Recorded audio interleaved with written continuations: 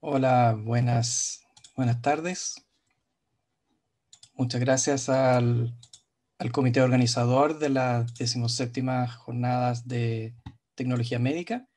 Y para los próximos minutos voy a comentarles un poco respecto de el rol de las imágenes torácicas en esta situación pandémica en la cual nos hemos visto enfrentados.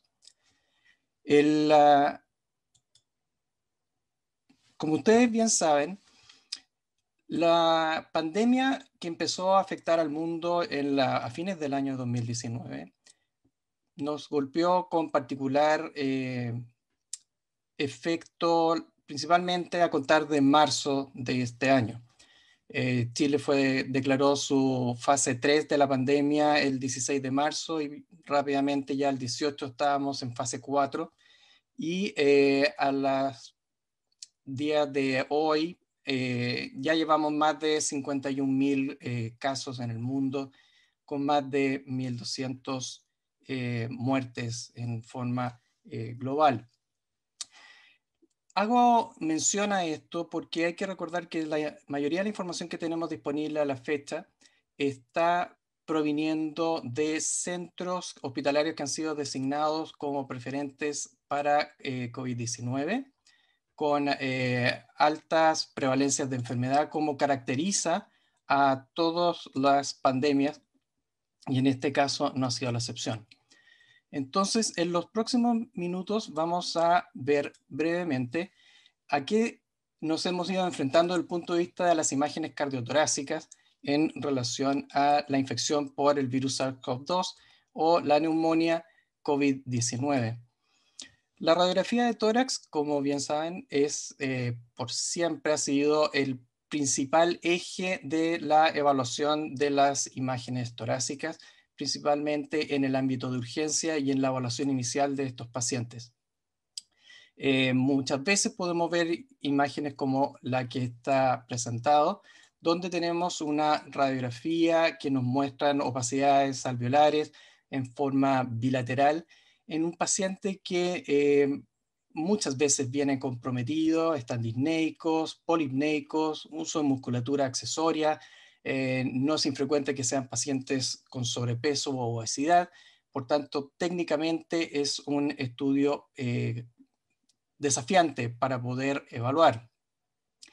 Desde las primeras series que fueron reportándose, especialmente las series que surgieron desde la región de China, ya podemos ver de que más del 60% de los pacientes que son evaluados con radiografía de tórax mostraban algún tipo de anomalías a la evaluación, que podían ir desde alteraciones intersticiales hasta francas condensaciones. Y muy pronto pudimos ir viendo que la radiografía de tórax era un elemento importante en la evaluación preliminar del paciente que consultaba con dificultad respiratoria, donde podíamos ver elementos como, por ejemplo, en este estudio, donde ustedes pueden ver que en la zona del lóbulo superior izquierdo hay opacidades en vidrio esmerilado con una cierta tendencia a confluir. Sin embargo, había una discordancia importante entre el nivel del compromiso por imágenes y la sintomatología clínica. Este paciente se encontraba muy disneico, con uso de musculatura respiratoria, desaturando. Por tanto, antes de ser hospitalizado, fue sometido a una tomografía computada de tórax, donde ustedes pueden ver que en las zonas que mostraba la radiografía de tórax, como en el lóbulo superior izquierdo, efectivamente hay un compromiso parenquimatoso, donde predomina el vidrio esmerilado, pero también hay algunas bandas asociadas en el parénquima. Sin embargo, tenemos áreas que no eran evidentes en la radiografía de tórax, especialmente las que comprometían los lóbulos inferiores. Por ello, la tomografía computada de tórax fue una herramienta importante para la evaluación de los pacientes de mayor complejidad o que se encontraban en condiciones de hospitalización. Básicamente porque la tomografía computada nos arrojaba mayor información respecto de la extensión, como podemos ver en esta reconstrucción en volumen, que no necesariamente quedaban caracterizados con la radiografía de tórax solamente. Es por eso que en los próximos minutos voy a enfocarme en los hallazgos en relación a la tomografía computada, las que principalmente son opacidades en vidrio esmerilado que tienden a ser periféricas, bilaterales y comprometiendo los lóbulos inferiores. Si bien entre un 10 y un 25% podían tener una presentación de compromiso solamente unilateral y encontrarse en fases precoces de la patología. Estas eran las imágenes que veíamos habitualmente a mediados de abril, comienzos de mayo. Principalmente los pacientes aparecían con este tipo de lesiones, lesiones en vidrio esmerilado, redondeadas, periféricas. Sin embargo, al poco andar empezaron a llegar los pacientes de mayor complejidad, con grandes extensiones del parénquima pulmonar comprometido y con algunos elementos que son bastante característicos de las neumonias virales, y en este caso no fue la excepción, como esta banda de parénquima pulmonar respetado que se ubicaban en la periferia y en distribución subpleural. La evolución temporal de estos pacientes siempre ha sido difícil de predecir. Este es un caso de un paciente que ingresó se hizo la tomografía computada desde el servicio de urgencia, donde ustedes pueden ver que ya se encontraba intubado, y la tomografía nos muestra opacidades en vidrio esmerilado de distribución difusa. Sin embargo, la evolución durante la hospitalización fue de requerir de altos requerimientos de oxígeno, y tras 14 días en ventilación mecánica podemos ver de que las condensaciones es el elemento que empieza a predominar, y la extensión del vidrio esmerilado se intensifica y es mucho mayor. En el caso de también tenemos algunos casos de compromiso, como por ejemplo donde tenemos áreas que son periféricas, que predominan en los lóbulos inferiores y que afortunadamente tras 7 días de evolución y un manejo con oxigenoterapia, ya vemos de que prácticamente está con resolución completa.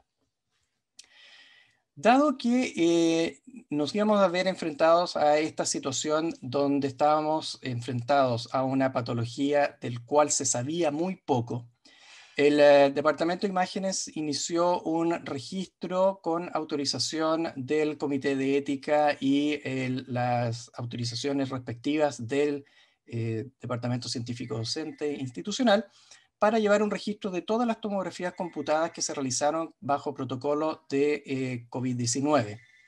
Y quiero compartir con ustedes algunos de los datos que tenemos hasta el 31 de octubre de este año. Como ustedes pueden ver, la distribución por edad de los exámenes que se realizaron tiende a estar ligeramente sesgado hacia la izquierda, donde tenemos un predominio de los casos de personas peri 40 y peri 50 años. Y como ustedes pueden ver, la mediana de edad en esta distribución fue de 50, con un rango intercuartil de 26. Tras 230 días que nos encontramos en la fase 4 declarada por el Ministerio de Salud y 232 días de registro, llevamos más de 3.900 exámenes con la activación del protocolo COVID-19.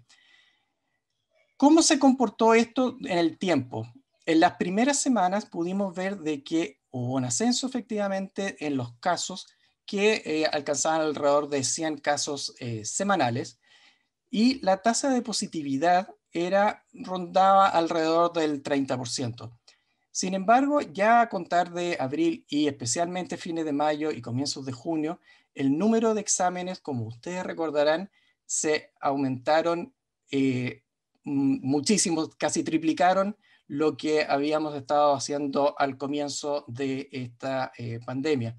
Y también nuestras tasas de positividad estuvieron muy altas, llegando a casi el 80%, de positividad. En las semanas siguientes, y eso se ha mantenido en una tendencia en el último mes, el número de exámenes que estamos realizando por sospecha de neumonía COVID-19 se han mantenido bajo el umbral de los 50 exámenes semanales. Sin embargo, la tasa de positividad se ha mantenido alto.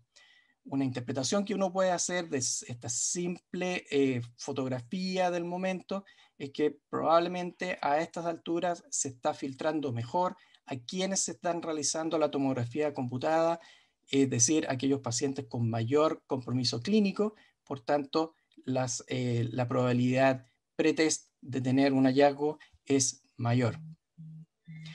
En el caso de el perfil temporal, desde el comienzo se vio de que las primeras 48 horas eran horas en que la gran mayoría de las imágenes iban a ser completamente normales, sin ningún tipo de hallazgo. Y ya cuando nos movemos a los 3 a 7 días, empezamos a ver las imágenes que son las características que he estado describiendo, estas opacidades redondeadas en vidrio esmerilado y también estas áreas que son subpleurales con esta distribución de banda en paralelo. Cuando ya pasan de los 7 días, ahí los hallazgos van a ser distintos. Existe una mayor extensión del vidrio esmerilado.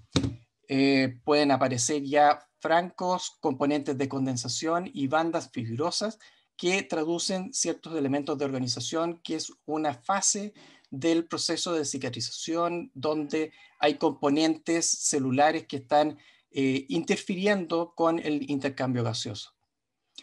Ahora, como en todos los centros del mundo hemos ido aprendiendo a medida de que ha ido progresando esta pandemia, y gran parte de la investigación que se está realizando ahora está enfocado a algunos de estos elementos que les voy a mencionar. Una de las cosas que interesa mucho es poder predecir cuál será el curso de este paciente, de forma de poder decidir para un uso racional de los recursos, cuáles van a tener que ir a una situación de cuidados intermedios y cuáles a intensivos. Entonces, hay herramientas como este software que entiendo que más adelante en la jornada les van a mostrar algunos hallazgos, que lo que hace es cuantificar las áreas que están comprometidas del pulmón, ya sea francas condensaciones o áreas en vidrio esmerilado que traducen ocupación parcial del espacio alveolar. Como ustedes pueden ver, aquí se ve tomográficamente que hay pocas áreas comprometidas y eso se acompaña también de un bajo porcentaje representado en esta esquina. En este otro caso ya podemos ver áreas de mayor densidad, también de distribución más difusa, y ha aumentado el porcentaje de pulmón comprometido. Y aquí ya es bastante más evidente, donde lo que predomina son las áreas de condensación en relación a las áreas en vidrio esmerilado. ¿Y cuál es la importancia de todo esto?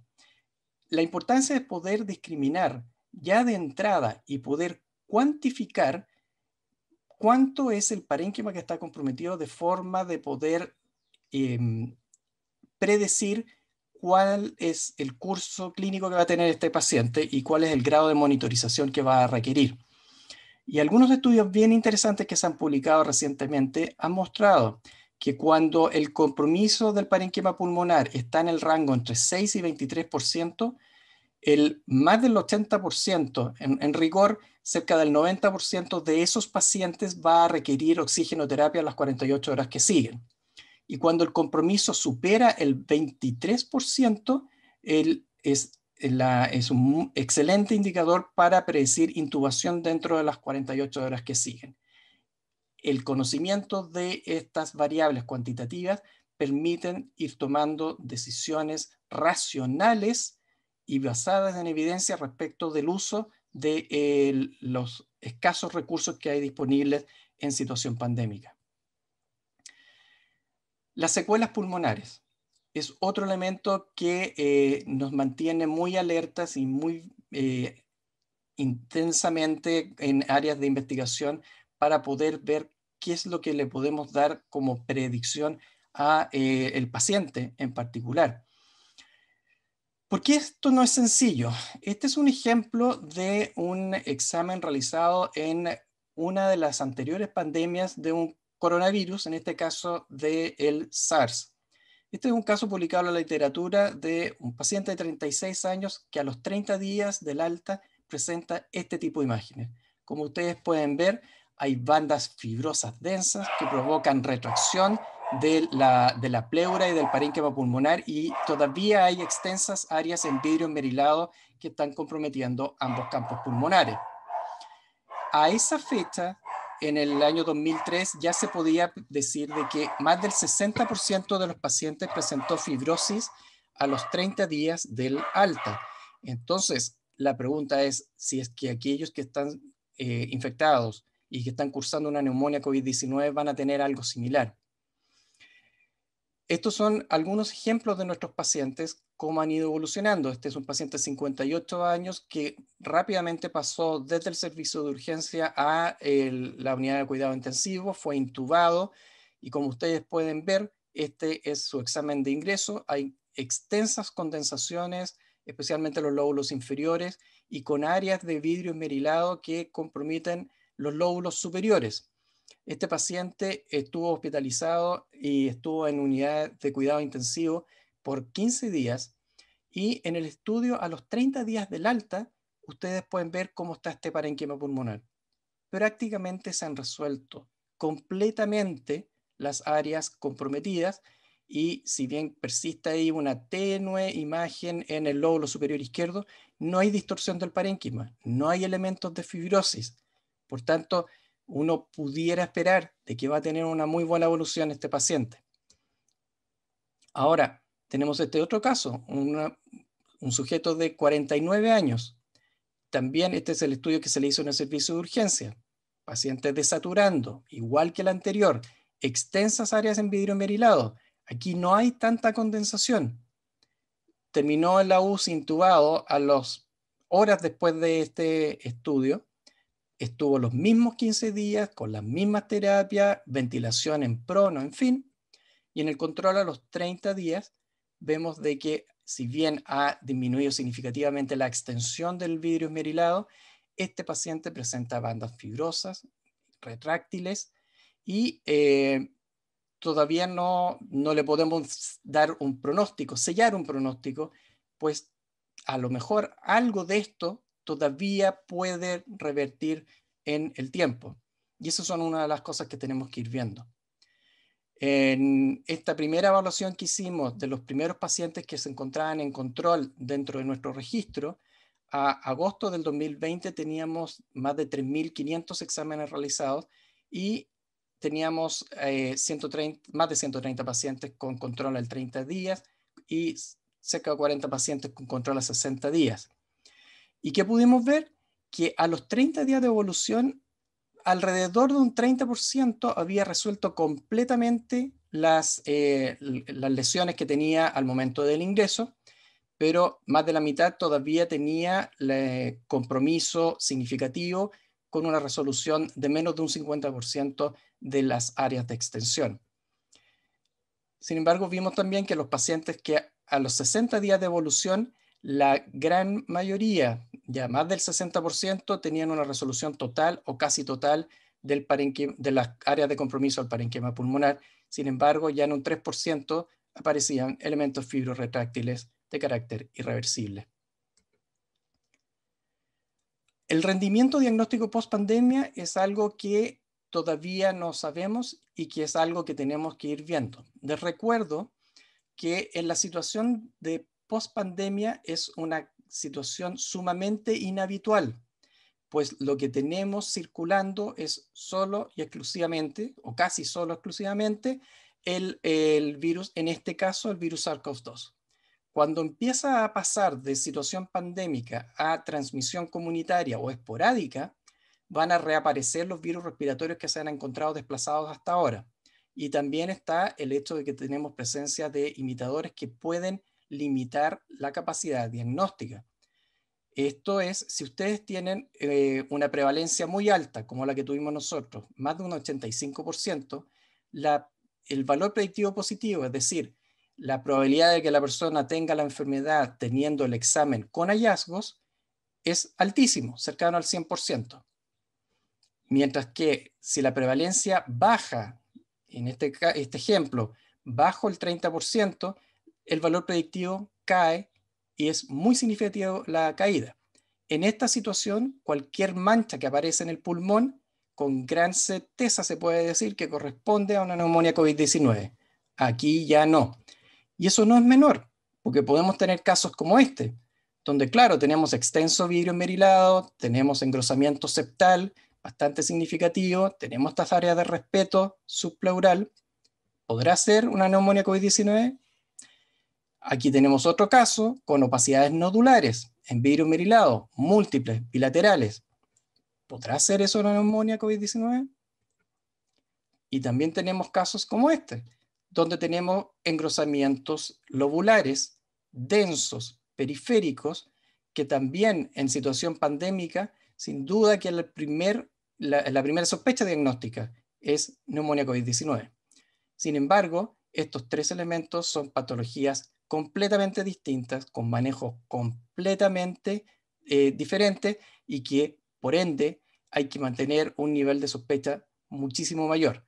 Es decir, cuánto es lo que va a aportar o cómo podemos predecir mejor la presencia de la neumonía COVID-19 en un escenario post-pandémico es algo que todavía falta por analizar. Y para finalizar, hacer un reconocimiento a este periodo en que hemos estado trabajando y al trabajo en equipo que se ha realizado. Para aquellos que han visto versiones anteriores de esta presentación, esta diapositiva siempre ha estado, y no por el hecho de que estoy presentando la jornada de tecnología médica, sino que es un hecho.